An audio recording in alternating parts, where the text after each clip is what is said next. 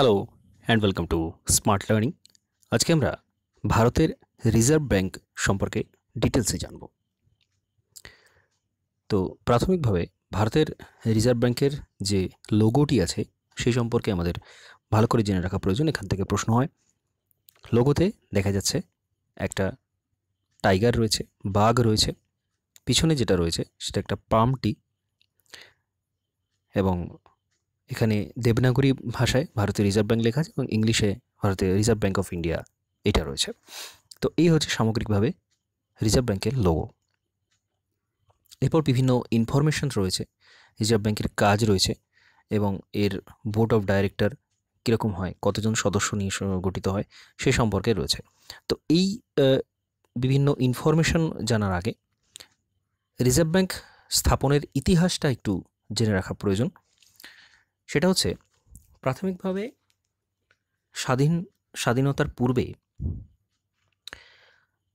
1913 সালে একটা company act আসে যে এই সময় ভারতে যে কোনো মানুষ ব্যাংক খুলতে পারত। 1913 সালে একটা আইন আসে যেটাকে কোম্পানি অ্যাক্ট বলা হচ্ছে 1913। তো সেইভাবে যে কোনো মানুষ ব্যাংক খুলতে পারত এবং এদেরকে রেগুলেট করার, এদেরকে নিয়ন্ত্রণ করার কেউ কিন্তু ছিল না। এরপর 1926 সালে হিল্টন ইয়ং কমিশন ব্যাংকিং সেক্টরে রেগুলেশন আনার জন্য একটা সেন্ট্রাল ব্যাংকের প্রয়োজন, এই কথা বলে হিল্টন ইয়ং কমিশন 1926 সালে, যে ভারতের ক্ষেত্রে একটা সেন্ট্রাল ব্যাংক থাকার প্রয়োজন আছে।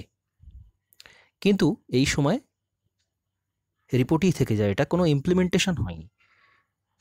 এরপর 1929-30 নাগাদ সারা বিশ্ব জুড়ে একটা মন্দা আসে। আমেরিকাতে মার্কেট কিন্তু ভেঙে পড়ে, মার্কেট কোলাপস করে যায়, অর্থনৈতিক স্থিতিশীলতা নষ্ট হয়ে যায়। এর ফলে তার প্রভাবটা সামগ্রিক বিশ্বে পড়ে এবং ভারতে প্রচুর ব্যাংক বন্ধ হয়ে যায় তার প্রভাবে, কারণ প্রচুর লোক ঋণ নিয়ে আমেরিকাতে ব্যবসা করত। তো তারা ঋণ পরিশোধ করতে পারলো না, সে ব্যাংকে ফিরিয়ে দিতে পারলো না তাদের অর্থ। তার ফলে ব্যাংকগুলো কোলাপস করে গেল, বন্ধ হয়ে গেল। প্রচুর ব্যাংক, প্রায় 400রও বেশি ব্যাংক বন্ধ হয়ে গেল সেই সময় 1929-30 যে রিসেশন এসেছিল। এর ফলে 1934 আসছে আরবিআই অ্যাক্ট। 1934 আরবিআই অ্যাক্ট নিয়ে আসা হচ্ছে এবং আরবিআই অ্যাক্ট অনুসারে 1935 1 এপ্রিল আরবিআই তার কাজ শুরু করছে। 1935 1 এপ্রিল মনে রাখতে হবে, খুব গুরুত্বপূর্ণ। তো এই সময় কিন্তু আরবিআই কমপ্লিটলি গভর্নমেন্টের ব্যাংক কিন্তু ছিল না। আরবিআইয়ের প্রচুর শেয়ার ছাড়া হয়, যেগুলো পাবলিকে ডিস্ট্রিবিউশন করা হয়, শেয়ারগুলো ডিস্ট্রিবিউশন করা হয়। তো এই সময় আরবিআই কিন্তু কাজ শুরু করে, সেন্ট্রাল ব্যাংক হিসেবে কাজ শুরু করে, কিন্তু এর শেয়ার বিভিন্ন জায়গাতে নানা রকমভাবে ছিল। এরপর 1948 RBI transfer of ownership act আসে, যেখানে 1949 1 জানুয়ারি থেকে আরবিআই কিন্তু গভর্নমেন্ট অফ ইন্ডিয়ার হাতে সমস্ত শেয়ার চলে আসে আরবিআইয়ের হাতে। অর্থাৎ 1 জানুয়ারি 1949 থেকে আরবিআই কিন্তু একটা সেন্ট্রালাইজড গভর্নমেন্ট ওন ব্যাংক হিসেবে কাজ করতে পারে, কাজ শুরু করে। অর্থাৎ আরবিআইয়ের রাষ্ট্রায়ত্তকরণ ঘটে, ন্যাশনালাইজড হয়ে যায় আরবিআই। তো এরপর আরবিআই তার কাজকর্মগুলো শুরু করে। ভারতের স্বাধীনতার পরে কিন্তু সামগ্রিকভাবে তার আরও অন্যান্য কাজকর্মগুলো শুরু করে। তো এখানে সে সমস্ত ইনফরমেশনগুলো রয়েছে, খুব গুরুত্বপূর্ণ। ভারতের কেন্দ্রীয় ব্যাংক হচ্ছে রিজার্ভ ব্যাংক অফ ইন্ডিয়া, ভারতের কেন্দ্রীয় ব্যাংক।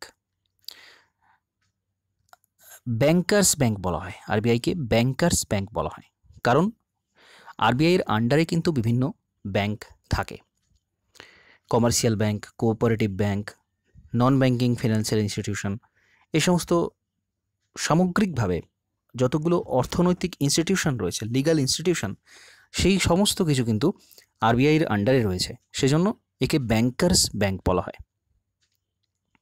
বিভিন্ন কমার্শিয়াল ব্যাংক যেগুলো আছে, বাণিজ্যিক ব্যাংক, তারা আরবিআইয়ের কাছে অর্থ জমা রাখে, ঋণ নেয়। তো আমরা যে কাজগুলো ব্যাংকে করি, সাধারণ ব্যাংকে করি, কমার্শিয়াল ব্যাংকে করি, সেই কাজগুলো কমার্শিয়াল ব্যাংক আরবিআইয়ের কাছে করে। এই জন্য আরবিআইকে বলা হচ্ছে ব্যাংকার্স ব্যাংক। হিল্টন ইয়ং কমিশনের কথা বললাম, 1926-এ প্রতিষ্ঠিত হয়, খুব গুরুত্বপূর্ণ। হিল্টন ইয়ং কমিশনের সুপারিশেই কিন্তু আরবিআইটা প্রতিষ্ঠা হয়, যেটা হয় অনেক পরে 1935-এ, আর সুপারিশটা আসে 1926-এ। আচ্ছা, ডক্টর বি আর আম্বেদকর তার the problem of the rupee, it's origin and it's solution, এই বইটিতে আরবিআই ধারণা দিয়েছিলেন। এখান থেকে প্রশ্ন হতে পারে, 1 এপ্রিল 1935-এর 1 এপ্রিল আরবিআই প্রতিষ্ঠা হয়, আরবিআই কাজ শুরু করে, এবং আইনটা হয়েছিল কিন্তু Reserve Bank of India Act. এই আইনটা এসেছিল কিন্তু 1934-এ। Very very important information. আচ্ছা, এর সদর দপ্তর কিন্তু প্রাথমিকভাবে কলকাতাতে ছিল, অর্থাৎ কলকাতাতে এর কাজটা প্রথম শুরু হয়েছিল, সদর দপ্তরের হেডকোয়ার্টার কলকাতাতে ছিল, কিন্তু 1937-এ এটা মুম্বাইতে ট্রান্সফার হয়ে যায়, অর্থাৎ বর্তমানে আরবিআই এর হেডকোয়ার্টার কিন্তু মুম্বাই। আচ্ছা, 1937 সালে ব্রহ্মদেশ অর্থাৎ মায়ানমার ভারত থেকে বিচ্ছিন্ন হয়ে যায়, কিন্তু 1947 সালের এপ্রিল মাস পর্যন্ত এটা কিন্তু এই ব্রহ্মদেশের বা মায়ানমারের আরবিআই কেন্দ্রীয় ব্যাংক হিসেবে কাজ করত। এটা একটা গুরুত্বপূর্ণ ইনফরমেশন। এবং 1948-এর জুন মাসে স্টেট ব্যাংক অফ পাকিস্তান প্রতিষ্ঠা হওয়ার পূর্বে পর্যন্ত কিন্তু আরবিআই পাকিস্তানেরও কেন্দ্রীয় ব্যাংক হিসেবে কাজ করত। এরপর যেটা সবচেয়ে বেশি গুরুত্বপূর্ণ সেটা হচ্ছে আরবিআই এর যে বিভিন্ন কাজকর্মগুলো রয়েছে সেইগুলো। এখানে সামগ্রিকভাবে আরবিআই এর প্রতিষ্ঠার সময় দেওয়া রয়েছে। এস্টাবলিশড হয়েছে 1935-এ, হেডকোয়ার্টার রয়েছে মুম্বাইতে, এবং এর গভর্নর, এটা যদিও আগের গভর্নর রয়েছে উর্জিত প্যাটেল নয়, এখন শক্তিকান্ত দাস 2020-তে, এবং এর টার্ম হচ্ছে 3 বছর, অর্থাৎ যিনি গভর্নর হবেন তার টার্ম 3 বছর। আরবিআই যে রিজিওনাল অফিস রয়েছে, 29টা রিজিওনাল অফিস রয়েছে, গুরুত্বপূর্ণ ইনফরমেশন। 29টা রিজিওনাল অফিস, এগুলো কিন্তু অধিকাংশই বিভিন্ন রাজ্যের যে রাজধানী সেখানে এর রিজিওনাল অফিসগুলো রয়েছে। আচ্ছা, এরপর আরবিআইয়ের কিন্তু এই ফাংশনসগুলো পড়তে হবে, আরবিআই যে কাজ সেই বিষয়টা নিয়ে ডিটেলসে জানতে হবে। আরবিআই ব্যাংকটা কি সেটা জানলে আমরা কিন্তু কাজগুলো সম্পর্কে সচেতন হতে পারবো, যে আরবিআইয়ের মূল কাজটা কি, আরবিআই কি করে থাকে। প্রথমত, আরবিআই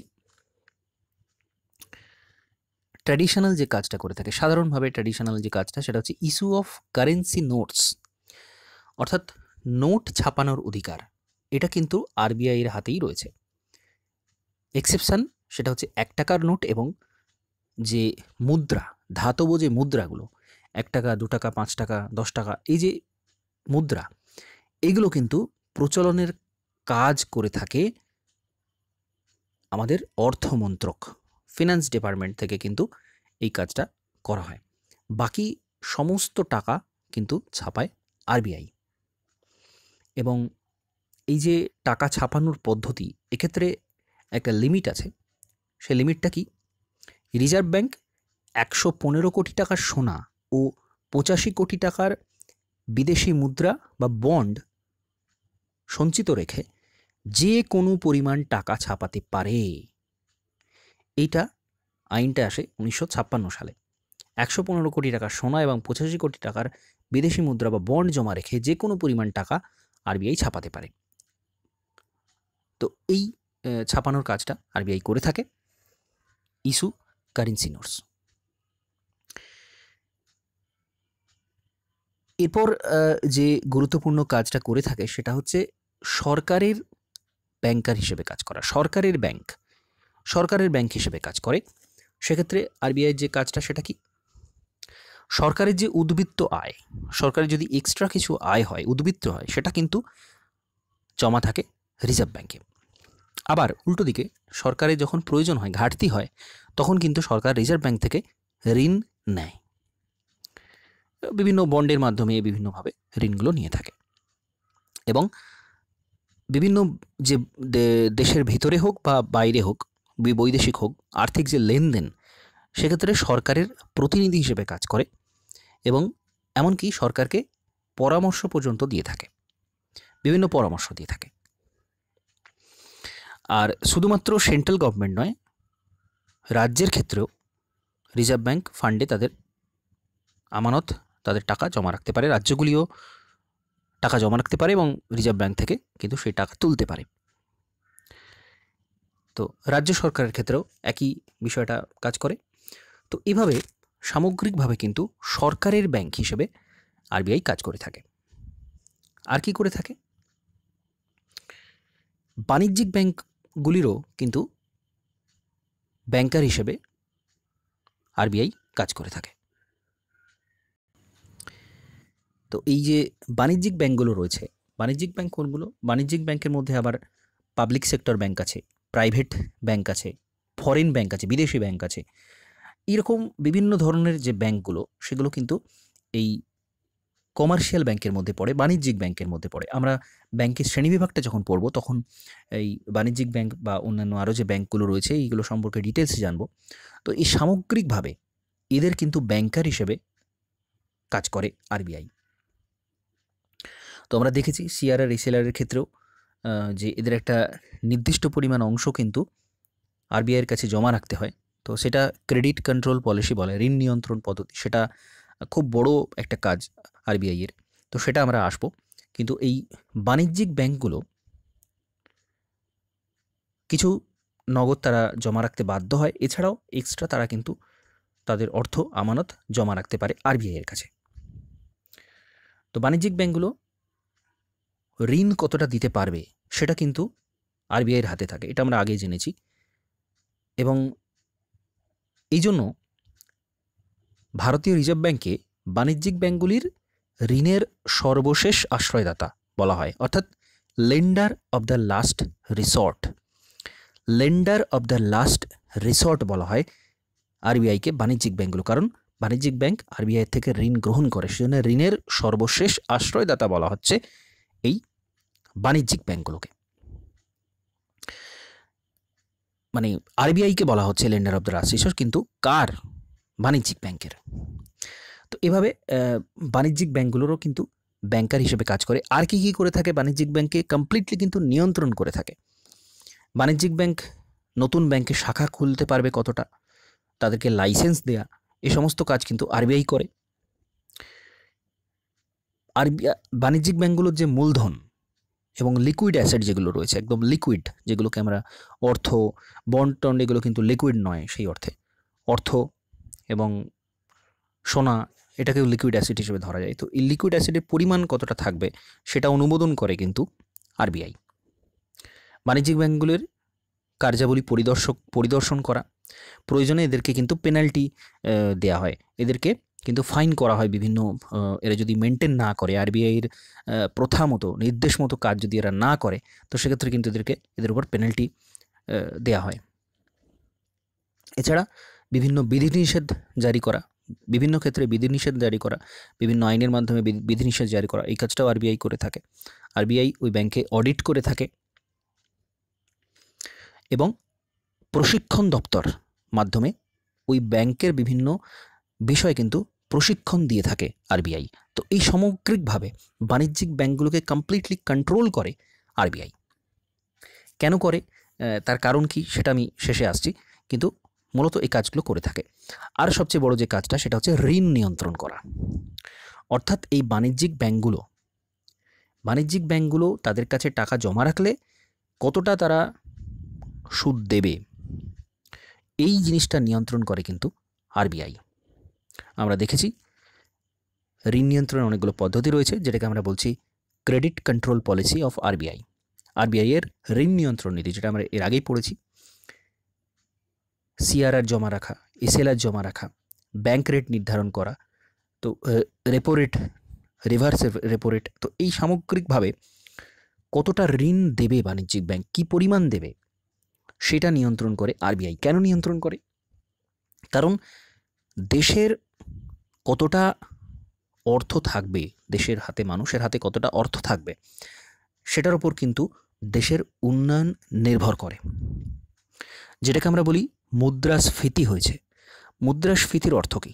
মুদ্রাস্ফীতির সরাসরি যে অর্থটা করা হয়, সেটা হচ্ছে অর্থের পরিমাণ, অর্থের যোগান বেড়ে যাওয়া।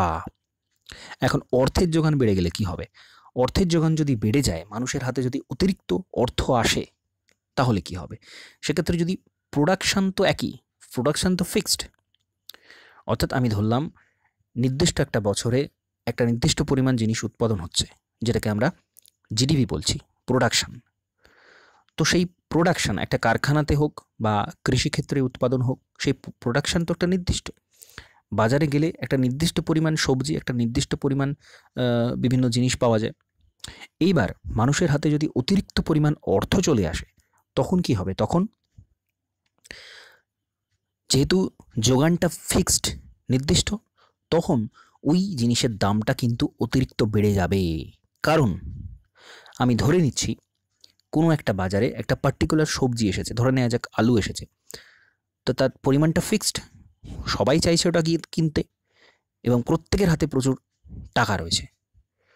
তখন কি হবে? তখন ওই আলুর দামটা কিন্তু বেড়ে যাবে, অনেক বেশি বাড়িয়ে দেওয়া হবে, যেটাকে আমরা বলছি মুদ্রাস্ফীতি। অর্থাৎ দ্রব্যের দাম বেড়ে যাওয়াকে আমরা বলি মুদ্রাস্ফীতি, কিন্তু মুদ্রাস্ফীতি অ্যাকচুয়াল বিষয়টা হচ্ছে অর্থের যোগানটা অনেক বেশি বেড়ে যাওয়া, মানুষের হাতে অর্থ চলে আসা।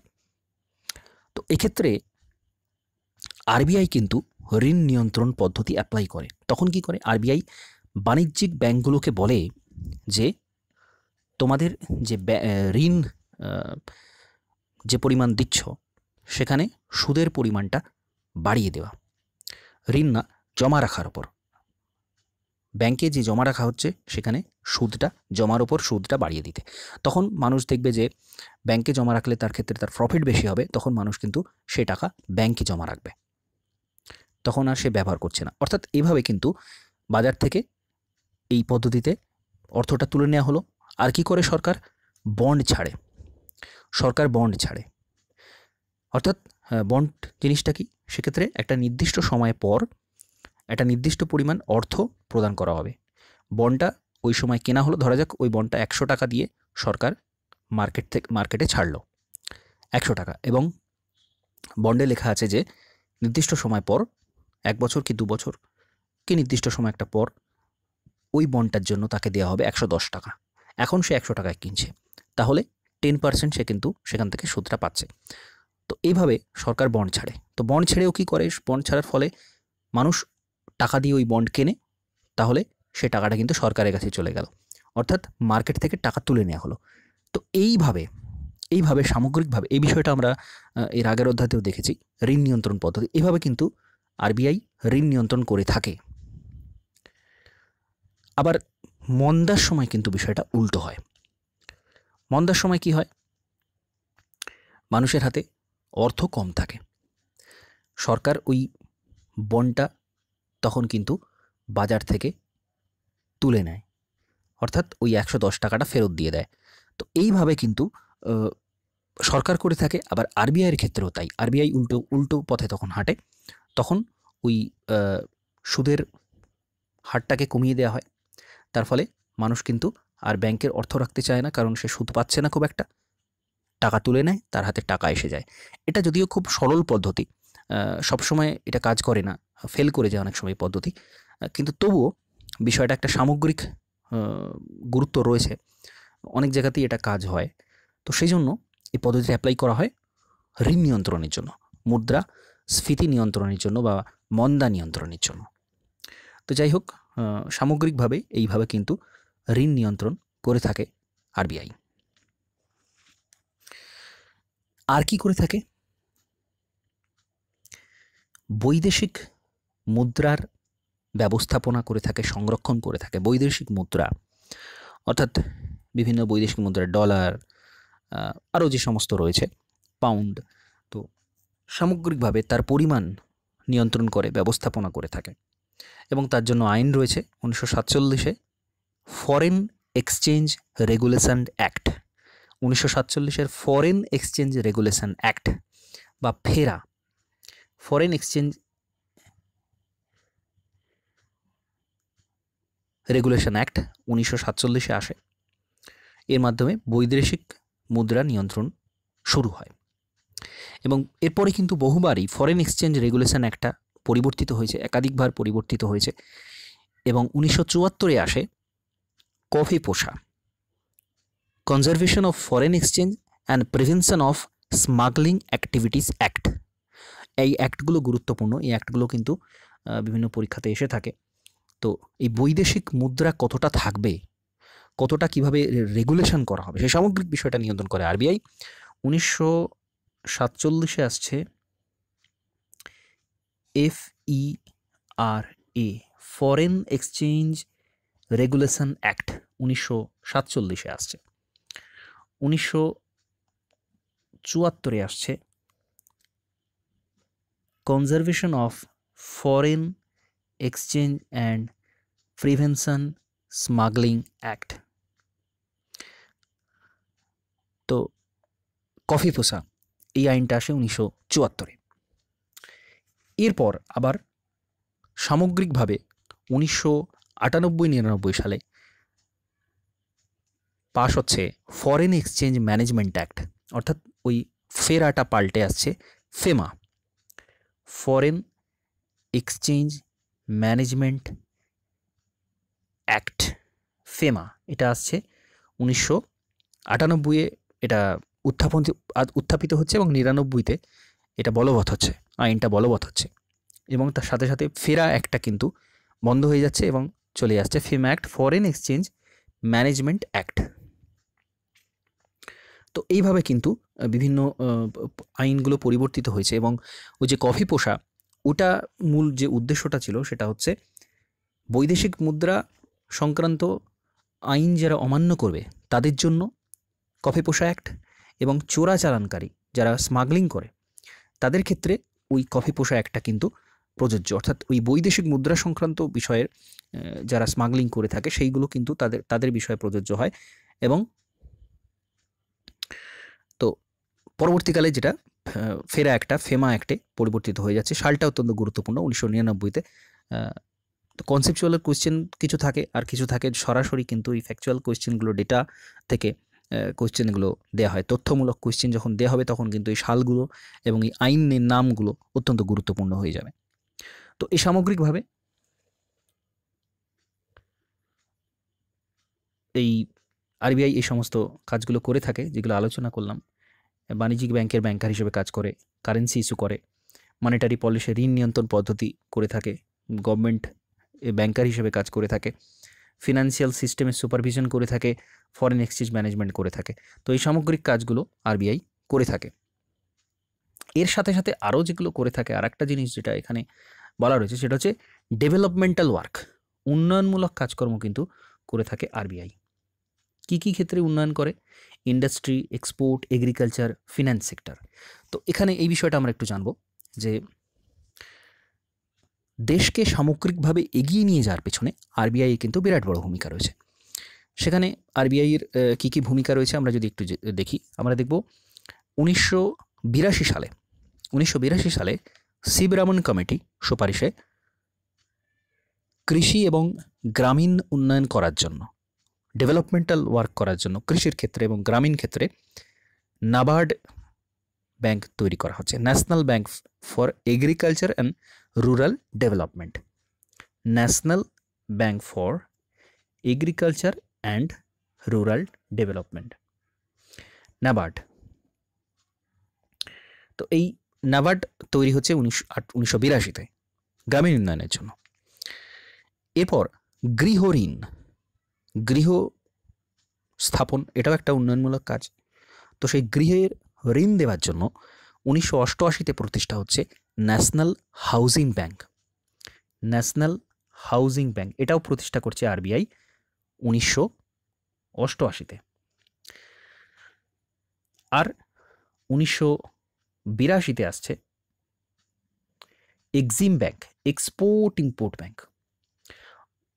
অর্থাৎ এই এক্সপোর্ট ইম্পোর্ট করার জন্য আমদানি রপ্তানি যাতে করে বাড়ে আর উন্নয়ন হয়, সেজন্য আরবিআই এক্সিম ব্যাংক স্থাপন করছে 1982-তে। খুব গুরুত্বপূর্ণ প্রত্যেকটা সাল, এবং এই ব্যাংকগুলো অত্যন্ত গুরুত্বপূর্ণ। আমরা যখন ব্যাংকের শ্রেণীবিভাগ পড়ব তখন কিন্তু এগুলো আবার আসবে, তখন আমরা এইগুলো সম্বন্ধে আরও ডিটেলসে জানব। কিন্তু এই সামগ্রিকভাবে আরবিআই কিন্তু এগুলো করেছিল, ডেভেলপমেন্টাল কাজকর্ম হিসেবে আরবিআই কিন্তু এগুলো করেছিল। তো এখানে আরও ওই ইনফরমেশনগুলো রয়েছে। প্রথম গভর্নর ছিলেন আরবিআইয়ের অসবোর্ন স্মিথ, প্রথম ভারতীয় গভর্নর সিডি দেশমুখ, প্রথম মহিলা গভর্নর KJ উদেশী, সবচেয়ে বেশি দিন ছিলেন গভর্নর হিসেবে বেনেগাল রামারায়, এবং সবচেয়ে কম অমিতাভ ঘোষ মাত্র 20 দিনের জন্য, বর্তমান গভর্নর হচ্ছে শক্তিকান্ত দাস এবং তিনি 25তম, এবং একমাত্র প্রধানমন্ত্রী যিনি আরবিআইয়ের গভর্নরও ছিলেন তিনি হচ্ছেন মনমোহন সিং। জাতীয়করণ করা হচ্ছে 1949-এর 1 জানুয়ারি থেকে। অ্যাক্টটা এসেছিল 48-এ। আমাদের কিন্তু মনে রাখতে হবে, প্রশ্নের মধ্যে মাঝে মধ্যে টুইস্ট থাকে যে অ্যাক্ট এসেছিল। আমরা অ্যাক্টটা জানি 1948, এবং জাতীয়করণ হচ্ছে, প্রতিষ্ঠা হচ্ছে, কাজ শুরু করছে 1 জানুয়ারি 1949 থেকে। এর প্রতীক হচ্ছে চিতাবাঘ এবং পাম গাছ। যদিও এটা টাইগার হবে, অনেক জায়গাতে চিতাবাঘ করা থাকে, কিন্তু অ্যাকচুয়ালি আমরা যদি ছবিটা খুব ভালো করে দেখি, এর গায়ে কিন্তু আমরা ডোরা কাটার দাগ তার দেখতে পাবো। তো এটা কিন্তু টাইগার, এবং এটা পাম জাতীয় গাছ। তো